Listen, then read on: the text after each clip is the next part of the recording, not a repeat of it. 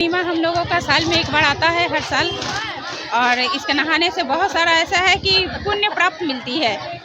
और कार्तिक भगवान का छठी माता का इसमें बहुत बड़ा महत्व है, इसीलिए हम लोग इसको बहुत बड़ा महत्व समझते हैं कार्तिक। गोड़ लगतनी समाचार बटुए बक्सर और पटना से। कार्तिक पूर्णिमा के दिन लाखों लोग लगैले आस्था के डुबकी। पटना आ साथे साथ बक्सर के का रिपोर्ट बटुए सब बताई भोजपुरिया समाचार। भक्त से लेके पंडित के बयान भी सुनाई भोजपुरिया समाचार। चैनल पर नया बानी तो बेल आइकॉन के बटन दबा के सब्सक्राइब करी। फेसबुक पेज को देखतानी तो फॉलो करी। देखला के बाद शेयर जरूर करी। कार्तिक पूर्णिमा को बक्सर जिला के प्रमुख रमरेखा घाट पे अहले सुबह से ही श्रद्धालु गंगा नदी में डुबकी लगा के स्नान दान करे शुरू कर देने। एकरा के लेके एतवार के रात से ही ट्रेन अनेक साधन से बिहार के बक्सर, रोहतास, कैमूर, भोजपुर जिला के लोग पहुँचे लागल रहे। लोग सुबह से ही लोग के आगमन पे सुरक्षा व्यवस्था, ट्रैफिक व्यवस्था के लेके पुलिस बल के तैनाती कर दिहल गई रहे। 1 लाख से ऊपर लोग गंगा में गोता लगैले। हर जगह सड़क के दोनों किनारे रंग बिरंगा मिठाई के दुकान भी सज गई रहे। मान्यता बटुए कि पवित्र नदी में स्नान करे से धुल जाला पाप। यह दिन गंगा स्नान के बाद दान कईल शुभ मानल जाला। रमरेखा घाट के अलावे नाथ बाबा घाट समेत अन्य तट पे भी भारी भीड़ देखल जात रहे। बक्सर में बहे वाली उत्तरायणी गंगा लोक खाती आस्था के केंद्र है, जहां पतित पावनी गंगा नदी में आस्था, विश्वास और मनोकामना पूर्ण होके के डुबकी लोग लगावत रहन। मानल जाओ कि साक्षात देवता महर्षि विश्वामित्र के पावन धरती पर उतर आयल होकर, जहाँ लोग माई गंगा में डुबकी लगावे के साथ भगवान से कहत रहन कि हे भगवान, परिवार के सुख मिले, शांति मिले, वैभव मिले, निरोगी काया मिले। गंगा में स्नान करे से मान्यता बा कि लोग के समस्त पाप के नाश हो जाला। भीड़ के मद्देनजर बक्सर में दुपहिया वाहन के प्रवेश पे रोक रहे।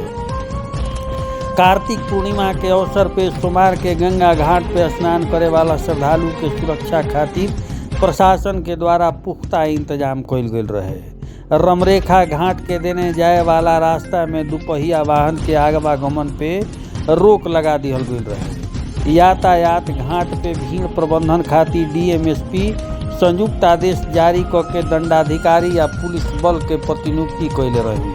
वही जे पटना से तनी खबरिया जान ली। पूर्णिमा के दिन पटना के गंगा घाट पर श्रद्धालु के लाखों के संख्या में भीड़ उमड़ पड़ल। आस्था के डुबकी लगावल लोग अपन परिवार के सुख समृद्धि खातिर दुआ मांगल लोग। यह मौका पे गंगा घाट पे सुरक्षा के फोर्स के इंतजाम कइल गइल रहे।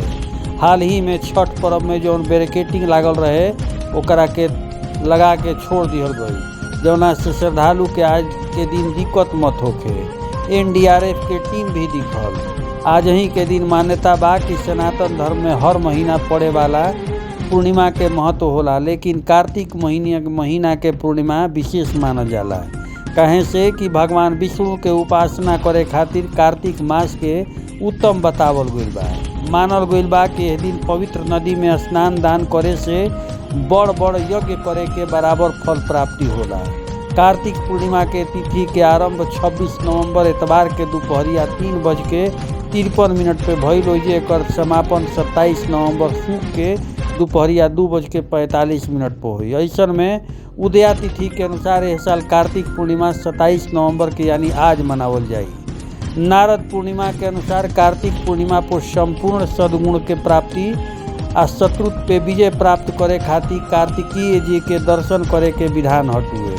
भगवान विष्णु के प्रसन्न करे खातिर यह दिन आसमान के नीचे सायंकाल घर, मंदिर, पीपल के वृक्ष, तुलसी के पौधा के भीरी दीप प्रज्वलित करे के चाही। गंगा आदि पवित्र नदी में दीपदान करे के चाही। रात के समय चंद्रमा के पूजा करे के चाही। चंद्रमा के अर्घ दे के चंद्रमा के मंत्र के जाप करे के चाही।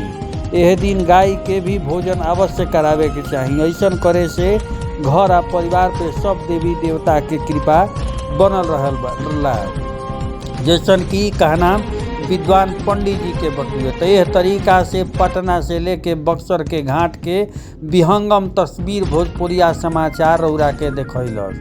हर जगह जिला प्रशासन पूरी तरह से अलर्ट मोड में दिखल। भोजपुरिया समाचार रौरा सबके लगातार ई कवरेज दिखा रहल बटुए जवन की पटना से आ बक्सर से पूर्णिया के नेहान के कार्तिक के पूर्णिया है। अब क्या कुछ फल की प्राप्ति होती है? फल के गंगा नहा से सब फल मिलता है। अब जितना आदमी को होता है, जितना बाल बच्चा है, अपना परिवार, अपना सब सुखी संपत्ति सब होता है, सब चीज रहता है। कार्तिक पूर्णिमा हम लोगों का साल में एक बार आता है हर साल, और इसके नहाने से बहुत सारा ऐसा है कि पुण्य प्राप्त मिलती है। और कार्तिक भगवान का, छठी माता का इसमें बहुत बड़ा महत्व है, इसीलिए हम लोग इसको बहुत बड़ा महत्व समझते हैं कार्तिक पूर्णिमा को। नाम पूजा शर्मा। कार्तिक पूर्णिमा बहुत बड़ी महत्व है। गज और ग्राह का विष्णु भगवान ने स्वयं अवतार लेकर उनको उद्धार किया था।